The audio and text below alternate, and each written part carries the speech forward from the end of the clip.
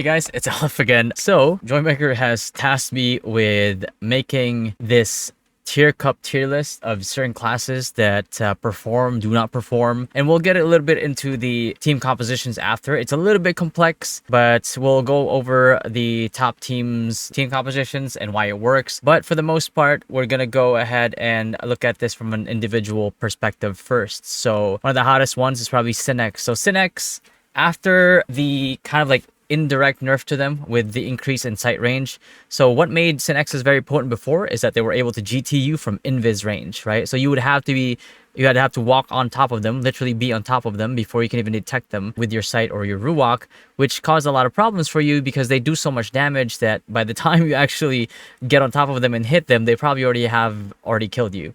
Right, so now with the changes, the reason why they're not as effective is because now you are in the same detect range as your GT. And let's say, for example, like a Sork could put his bolt on auto and reduce that thing to like 9 meters. And the moment that you go into range, he will bolt you and you will probably die before you can even do anything effective. And that's why the Synexes do feel a little bit nerfed in this version. That said, though, they still do crazy amounts of damage, and if you let a Synex run rampant on your crew without handling him appropriately, he's still gonna run you over, right? And if you look into the tier cup teams, there are still Synexes that still perform, that still frag out, and that's because they're unanswered essentially, right? So even though it is indirectly nerfed from that, I still think that just damage wise alone, that Synex is still something that's viable. Right, I wouldn't really sleep on Synex because like one update could essentially put them back on the map again at the top tier, right? So while they have fallen down, and this is mostly in tier cup, so it could be different in the live servers, Synex does go down to B tier for me. I'm just gonna get these out of the way. Priest SSS tier, right? The supports, I'm already gonna tell you right now, the supports, the performers, and the priest are SSS tier. You have no performers, you have no sustain, you have no priest. If you have no priest, you essentially have no counter punch. What do I mean by counter punch? It means that like if somebody tries to bum rush you or engage you, they would have to think twice if you have a priest, because you could easily counter punch with Lex Eterna and then have your own burst, right? So if their engager goes out of position, goes a little too far forward, Lex Eterna, get blasted by the entire team, they die, they give away a point. And that's essentially what I mean when I say, like, you know, do you have a counterpunch class in Priest? So it goes beyond just that, but that is essentially why just that fact alone, besides the spot heals, that makes Priest really potent in the tier cup matches and in the live service, in the live version of the game as well, right? So SSS tier, you can't really do without having a Priest in your party because you will lack the damage. The amount of sustain that people can output, if you do not have Lex, you will not be able to handle them, much less, like, not even including Bond, by the way. So like Bond plus Lex is just too much of an enabler for your carries, right? So SSS tier on there. Same thing for Bard as well, right? For Bard Dancer, you know, Bard makes you a lot tankier to magic classes and has infinite sustain, right? You have your Loki's place as well. Same thing for Dancer, but on Dancer, I'm more on the physical side. So that's really good for a lot of these like Pally teams, for example, if you're trying to gap their P damage versus your P damage reduction. These classes are SSS tier. You cannot really go without any of these classes. One has your counterpunch, one has your sustain and tankiness as well. This one gives tankiness as well, especially with Kyrie and Assumptio and all that. But these two classes are basically the backbone of your team. You cannot go without these classes if you want to have a stable team composition that has the least amount of risk, right? And up top here, we don't really see this guy very often, but in my opinion, I would probably put this like around the same tier as like Synexes, right? The weakness of this class at the moment is that the only real viable build it has is the Axe Boomerang. But the problem with Axe Boomerang is it's also much like the Synex. It doesn't have a shield. It does have longer range than Synex though. But currently in the tier cup matches, a lot of people build Biochemist. So if they have protection, you know, you kind of lose effectiveness there a little bit, but it does do a lot of damage. Whitesmith does a ton of damage, and it's AoE as well. The radius is about the same, almost the same as performers like healing radius. So anybody that's in there is going to get hit, right? And their gear is going to get broken. It says 15%, but because of like how high your attack speed is, the proc rate on it is really high. You could repair pot, and then the next second your gear could be broken again. So like, yeah, I would put them in viable, nearing A tier for Whitesmith there, Again, the only thing that it lacks at the moment is something that can enable it, right? Something that can enable this class to perform and not die insta, because there's a lot of ways that somebody could disable this class as well. And then we have the Lord Knight. So Lord Knight, they kind of saw really, really good performances in the early stages before the top 96. But once the gear was even, once that you couldn't really cheese and have better feathers than somebody, have more MVP cards than somebody, Lord Knight kind of became like not really that viable, right? It's really hard to justify Lord Knight in this current meta because there's just so many more all-rounder classes like Biochemist or Pally that are just so much more effective than LK. So I can't really say that this class is viable, especially when there's so much better options out there that can do what it does, if not more. Not viable for LK.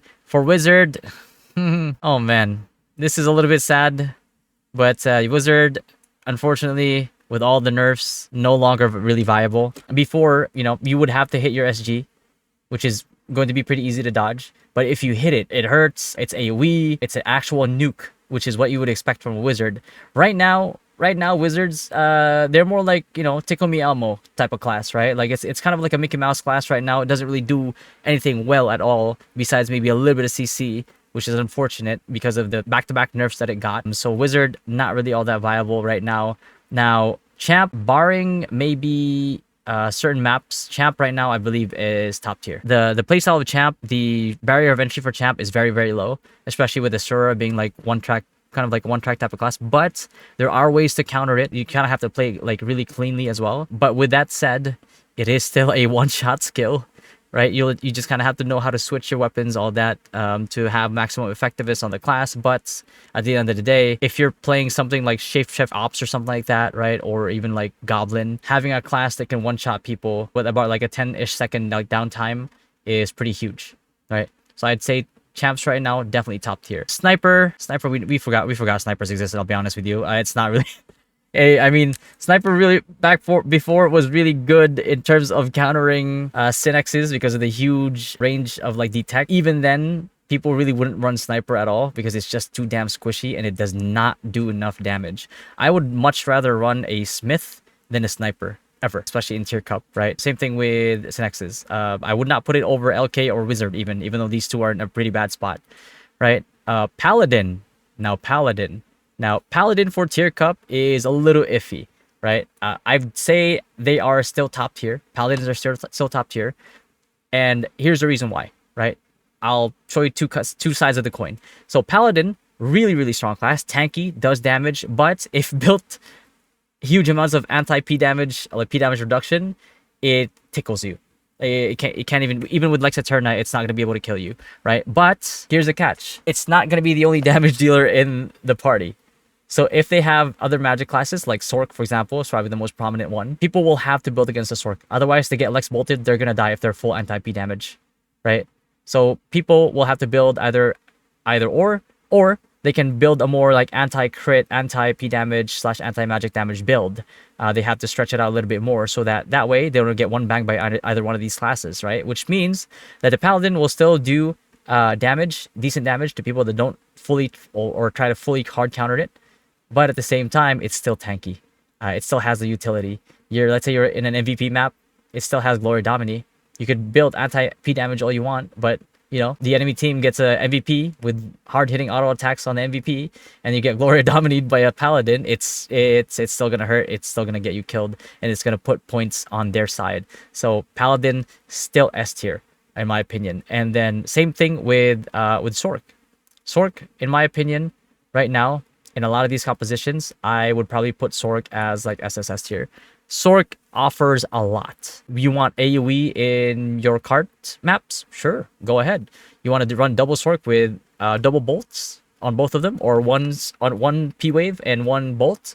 Sure, you can run Sork as well. Not only that, but Sork's also can also hard counter Paladin and Champ as well, right? A skilled Sork will like shut down any of these two classes really hard and make them feel useless for a majority of the fight. And that's why Sork is currently above these two classes right here. Even if you are to build a lot of anti-magic damage, all you're doing is enabling the other classes to be able to do damage to you, because that's just how much of a threat Sork is, but just by themselves. You have your Dispel, you have your Fiber Lock, right? Your Spider Web, you have your P-Wave, you have your LP if need be. Whether it's live servers or currently in Tier Cup, just a super OP class. In the right hands, it's dangerous. It's very dangerous. It's one of the most potent classes in the current tournament right now. You will rarely see a squad run a comp without a Sork, I'll be honest with you. And then Biochemist. Biochemist right now, because of the preset stats that we have in terms of gear in the Tier Cup lobby, Biochemists actually deal a ton of damage right now. So Biochemists offer you a lot of things. They can protect your gear from Smiths. They can make you tanky. They can put lashes on Sorks, which again, what makes Sorks like all the way up there as well. But they can also dish a ton of damage with Acid Demonstration, and the fact that Acid Demonstration can now break gear, it's just kind of insane right now. Yeah, so makes the team tanky, protects their gear from getting broken, gives magic classes like Sork more damage than they already have, gives you more sustain as well, and does a ton of damage. In some of these like matches, if you look at the brackets right now, there are times when Biochemists actually out DPS all the other DPSs, which is insane. And that's why I have to put Biochemist in SSS tier, right? Because it just is that strong in the right team composition. It is very team reliant though. It requires your team to be competent as well. So in cases where you don't have the most skilled like team, even then, like the lowest it can get for Biochem is basically S tier. I would put it in S tier if that was the case, right? And then Doram. Doram, right now, I would put Doram as, say, like a class that's... I would put it in S tier, depending on the comp. But just to be safe, I'm going to put it on A tier for now. Very easily S tier. Too, by the way. The only problem with Doram is it's very strong in situations where teams are forced to stay put. Cart map, for example. If you are doing like team deathmatch or even something like shapeshift ops, right? Or even, you know, even in like the goblin map, it's really hard for Doram just because the Doram wants us to stay put. The Doram loses a majority of their damage if you keep moving around. So that's a very clear weakness that can be easily exploited. But regardless, it does output some ridiculous damage. Put this class on the cart map, and I can guarantee you it's probably going to be, even if it's not the top fragger, it's going to be one of the classes that does the most damage in that match. Clearly above average on the Doram, has very clear weaknesses though. Otherwise, I would put it up here in S tier as well. Now, we have this guy right here. You might have forgotten him already. I'm going to put him in D tier. We forgot this class exists, which is basically the epitome of these two right here. So, in terms of these two, it feels bad, right? Because these are very like interesting classes. These are very fun classes to play, but it's just not there. The effectiveness is just like not there. That's essentially my tier list for the Tier Cup matches so far, based on my own opinions. And but again, the Tier Cup is not just about individual classes. It's about team composition. So you'll be able to understand exactly how these classes function and how well they function in certain maps and certain team compositions as well. And then I'll catch you guys later. Wish us luck in the top 32 on Monday. Peace. Masyado na akong malakas para sa mundo ng mga tao. Kailangan kong makapunta sa mundo ng mga halimaw. Wala na akong makakalaban dito.